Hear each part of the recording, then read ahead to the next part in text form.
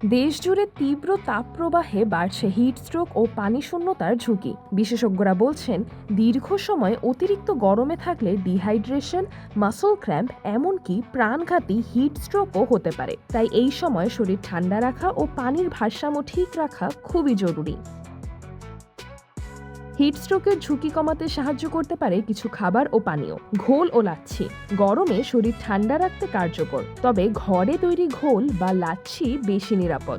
ডাবের পানি প্রাকৃতিক ইলেকট্রোলাইটে ভরপুর ডাবের পানি শরীরের পানিশূন্যতা দূর করতে সাহায্য করে। লেবুর শরবত 1 চিমটি লবণ মিশিয়ে তৈরি লেবুর শরবত শরীরকে দ্রুত সতেজ করে ফেলে। তরমুজ পানি সমৃদ্ধ এই ফল শরীর ঠান্ডা রাখার পাশাপাশি পানির ঘাটতি পূরণেও কার্যকর।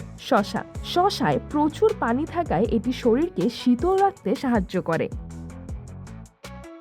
বিশেষজ্ঞদের মতে মাথা ঘোরা, বমি বমি ভাব, তীব্র মাথা ব্যথা বা জ্ঞান হারানোর মতো লক্ষণ দেখা দিলে দ্রুত সতর্ক হতে হবে। এই গরমে নিয়মিত পানি পান করুন, রোদ এড়িয়ে চলুন এবং খাদ্য তালিকায় রাখুন শরীর ঠান্ডা রাখে এমন খাবার। সিদরাতুল আভা, দৈনিক আওয়ার বাংলাদেশ।